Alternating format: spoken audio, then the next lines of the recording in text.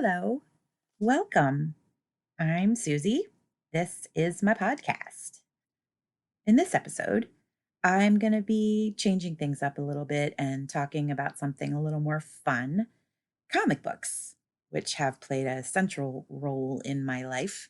And I think that they've actually played a central role in a lot of people's lives, even kind of without them realizing it. I mean, insofar as every sort of cultural expression seeps its way into the public consciousness, and comic books have had a long arc and a long journey in that sort of process. And I think it's really interesting, as well as just a cool art form. And there's even some debate about whether it even is an art form. Although I think the debate's over. I don't know. I feel like jury's out on that. That's just my take on it. But I'm sure there are others who disagree. So, anywho, I have once again a lot to say. I have a lot to say on all the things, just all the things. But subsequently, I'm breaking this up into three separate parts again. The first part, I'm going to be talking a little bit about my own personal experience with comic books, my discovery of them, what they sort of meant to me. Then, in the second part, I'm going to be talking about some of the specific material that I like, and how we've seen an intersection, right, with different forms of media like film and television, as well as animation and other expressions that whose content origin is sort of from comic books. And then in the third part, I'm gonna talk about the Marvel and DC. I don't know, issue. Is there an issue? I don't know. I feel like right now in society, there's kind of a choose your side kind of situation. Like, are you Marvel? Or are you DC? I don't really like to pick sides, but I do have thoughts about both and about their respective translations into contemporary mainstream culture. So that is what is in store, and I hope you'll stick around. It's going to be fun. Comics, yay!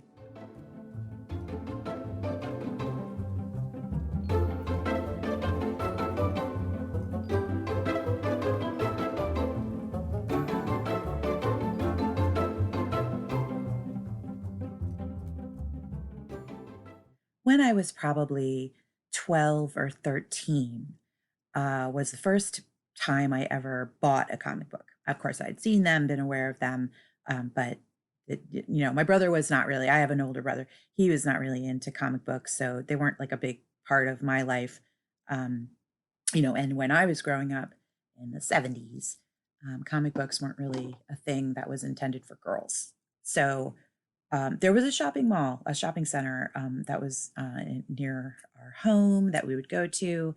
And it was this really weird 70s shopping center, like a strip mall type of thing. And it had this little like alcove that was like set back from the storefront side. And in that little alcove was a pet store, where when my mom was shopping in boring places that I didn't care about, I would go and, look in the window of the pet store. And across from the pet store was a comic book store.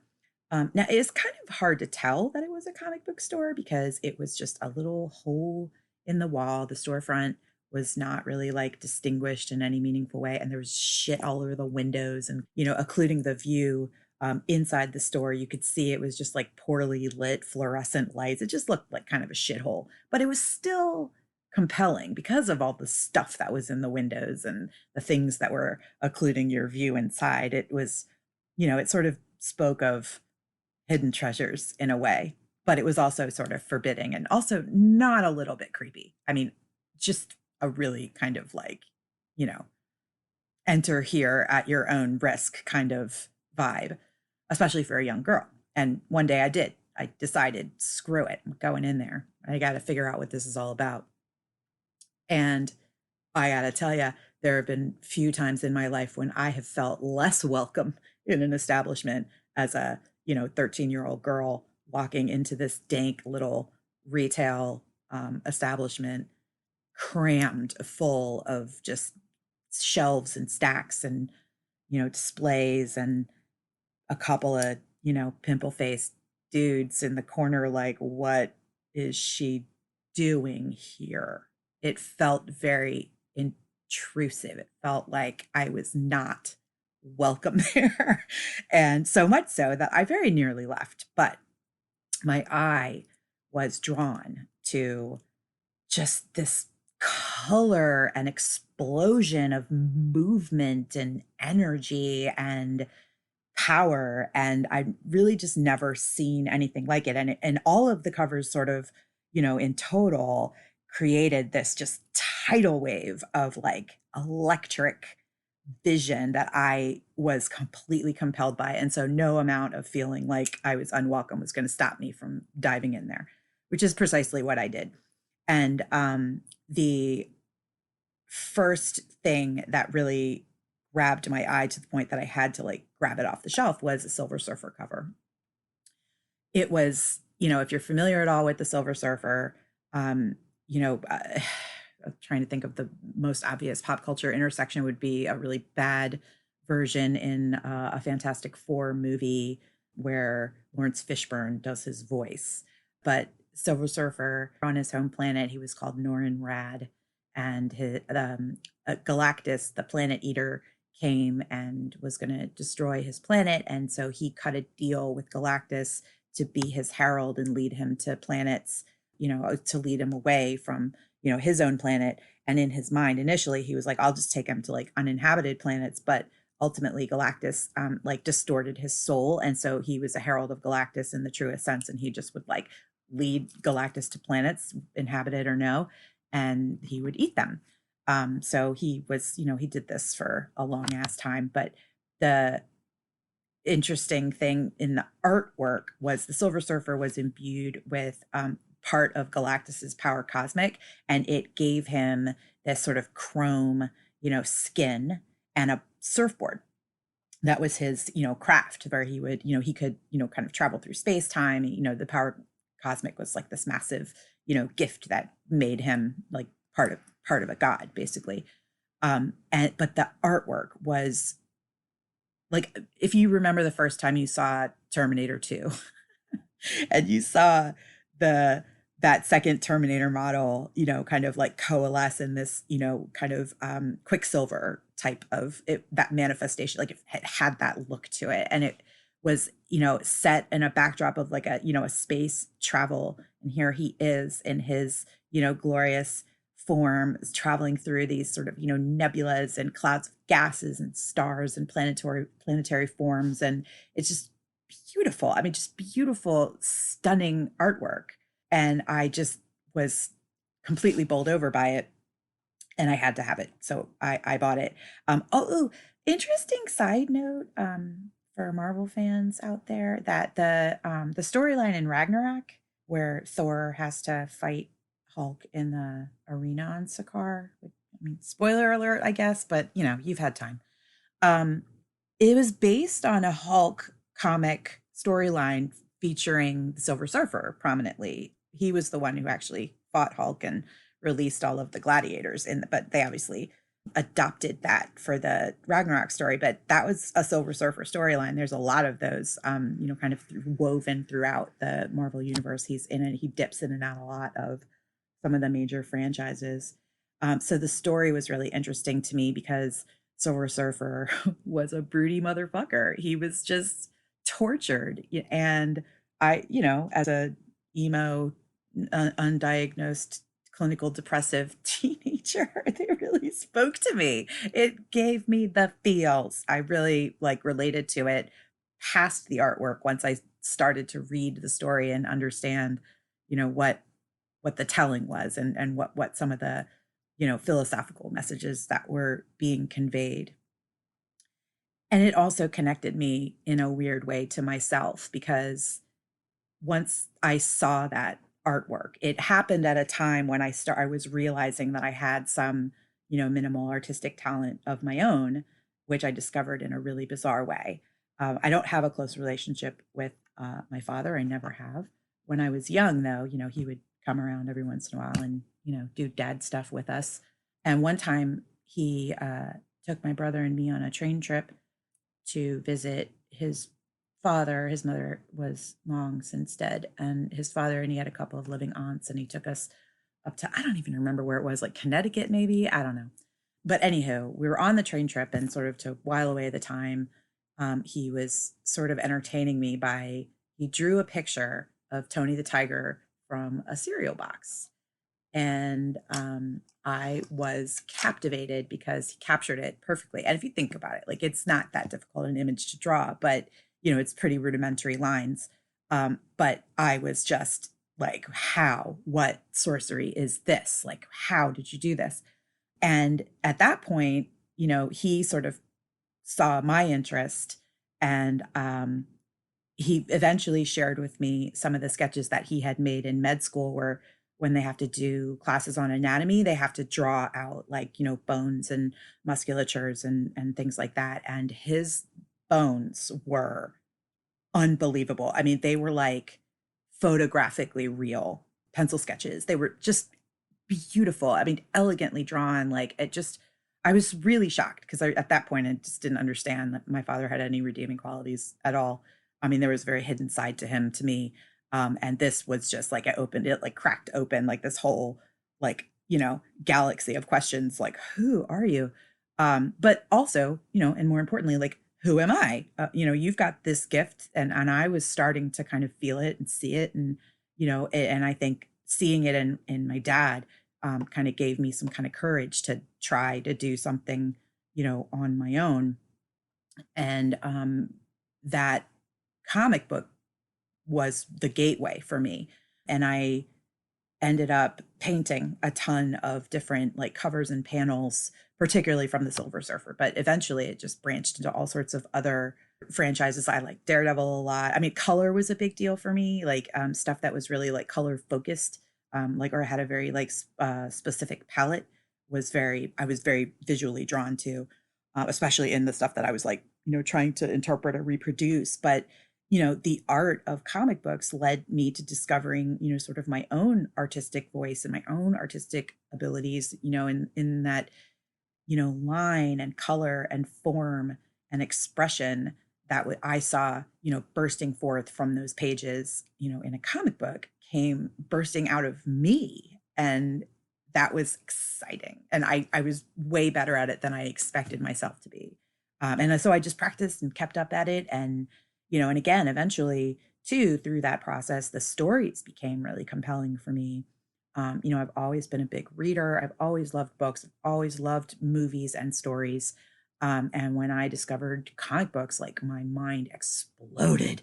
The stories, oh my God, they are just this vast catalog of impossible stories. My mom was a really big science fiction reader, so I wasn't unaccustomed to the idea of fantasy, and obviously I'm a huge Tolkien nerd, so fantasy genres are very appealing to me because they transcend what we know. They access our imaginations in really powerful ways.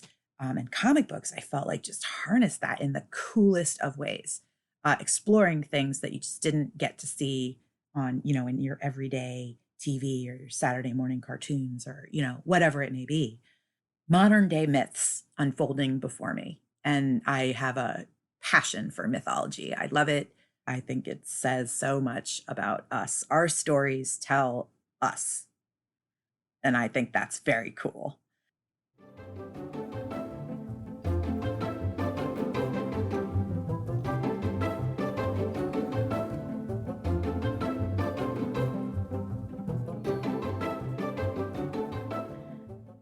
As my journey progressed and I began to consume more and more, I am a really gratuitous consumer, you guys. Like when I get into something, any disposable income I have goes right towards that thing without hesitation. It's so reckless.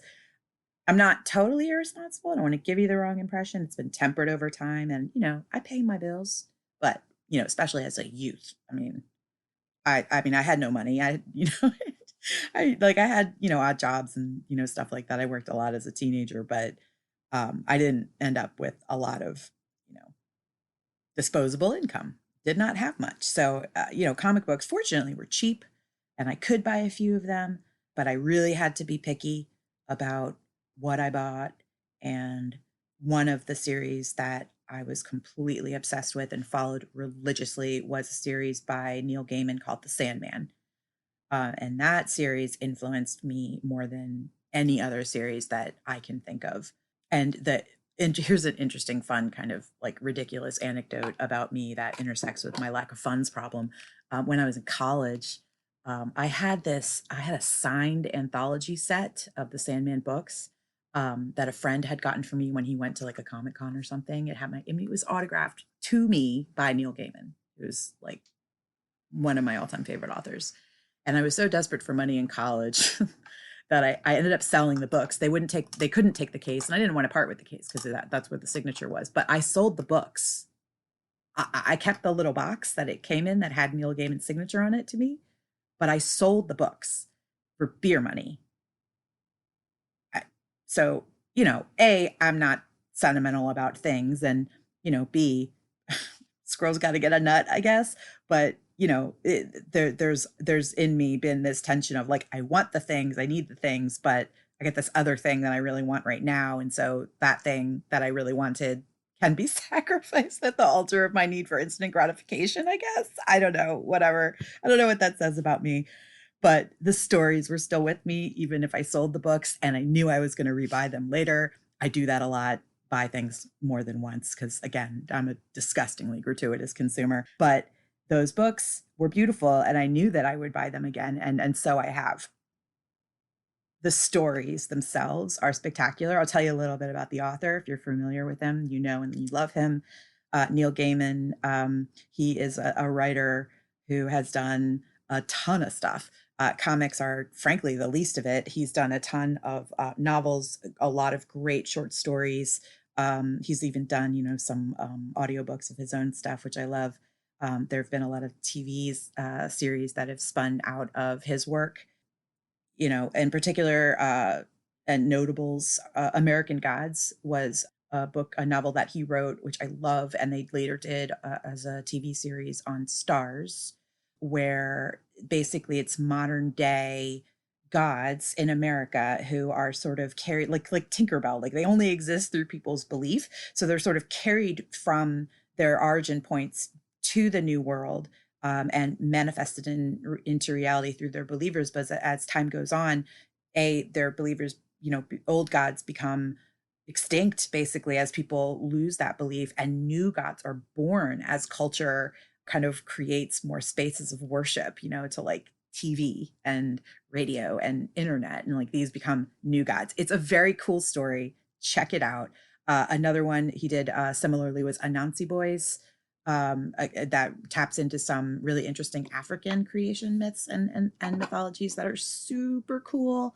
Good Omens, which is one of my favorite books of all time, which he wrote with Terry Pratchett, famous for having written this enormous catalog of books based in a fantasy world he created called Discworld. That series, or rather that book, Good Omens, which was later developed into a series on Amazon about the biblical apocalypse, like about rapture. It's freaking hilarious and brilliant and beautiful. And I love it so, so hard. If you get an opportunity, please do read it. One of the things that I love best about Neil Gaiman's work is his use of myth, like stories, just like biblical stories, old literature, new literature, mythology from across all cultures. The core of the story in The Sandman is that it centers on dream. And basically all of these sort of basic manifestations of humanity are anthropomorphized into forms. Again, think Tinkerbell, I guess. Our belief and human manifestation. Although it's not belief, it's just they exist, right? They're just there. They're the endless. That's their name. And Dream is Dream of the Endless. He's one of several siblings, including Death, Desire, Despair, Destruction, who is a prodigal son and who's sort of abandoned his role in the world. Delirium, who was once Delight, but became corrupted. And she's probably one of my favorite of the Endless. They're just magical characters. They're visually very representative of what they are. And they're just complex and beautiful, and also has a lot of that, twisted family drama, with siblings and, people, rivalries and allyships, and, just so cool and interesting, and just, really fecund for a lot of cool and interesting stories because it crosses over all of these territories that are fundamental human qualities. And it's also a family. So there's that drama that spins. But one of my favorite storylines in the Sandman catalog is the story about Lucifer quitting hell. He just sort of decides that, like, this whole, ephemeral plan is some bullshit. And he's kind of done playing. He's done. And he walks away and he gives Dream the keys and he's like, good luck, motherfucker. And he takes off. He pieces out. Interesting side note, Netflix sort of developed that story of Lucifer like abandoning hell into a series that has been, it's super cute and fun. It's not like, groundbreaking television, but it is super cute and fun. So if you like that sort of thing, check it out. But in the books, essentially Dream is saddled with hell, and all of these emissaries come from all over, celestial, mythological, conceptual entities to submit their case to inherit the realm and the rule of hell, which is so zany. And they include, like, again, like sort of deities or, ideologies from all over the world, Egyptian deities like Bast, Norse gods like Thor and Loki, and Asian deific representations, because the Asian theologies tend not to believe in like an individual, like divine, human hybrid stitch like a lot of other religions do. But the deification entity is really interesting in the book. The lords of hell, Beelzebub, and Azazel, they are like, we've been working there, bro. Like, we run this place. It should be ours. Chaos entities, which are far and away my favorite of all the emissaries. Fairies, sort of from the land of Fae, as best represented in Shakespeare's work. And finally, two angels who are there to observe. So, what a mad party that is. The stories are just, full of intrigue and, palace intrigue and, side deals and, little sabotages. It's just freaking magical, beautiful. And Lucifer, has sort of, because it's a revenge on Dream, he sort of says, it's yours, buddy. You deal with it. And Dream, because he's a broody, I love me a broody hero. I really do. Or really more appropriately, a broody anti-hero. I love a broody anti-hero. And Dream does that very well. Very, very well. His visual representation is very, Robert Smith. He's just so emo. I love it. It's very goth in a way, but in a lovable way. It's very cool. So if you like that sort of thing, highly recommend checking it out. That series of books explores some of the coolest stories in some of the most beautiful ways. The artwork, lots of it done by a guy named Dave McKean, who is a freaking genius, are just really visually compelling. The covers are stunning and really, kind of like esoteric and dreamy and ethereal, and they're just beautiful work. So I have lots of good things to say about the Sandman comics, produced by DC. Actually, they were in the DC universe. So, that's one of the reasons I really can't pick sides. When you create something I love that hard, I'm not going to argue about it. Those were the ones that I loved the most in the beginning, and it just spiraled off into obsession. But I was not alone, interestingly enough. My obsession was Culture's obsession, because, the more I found myself being interested in these things and wanting them and exploring them, the more I found that TV and movie was doing that as well, and in new and interesting ways. And that's what I want to talk about next time. So thank you for listening. Thank you for being here. It's so great to have you. I hope you love it. And I hope that if you love it, you'll tell somebody about it. Or not. Enjoy it for yourself. That's okay too. I don't judge. It's all good. So until next time.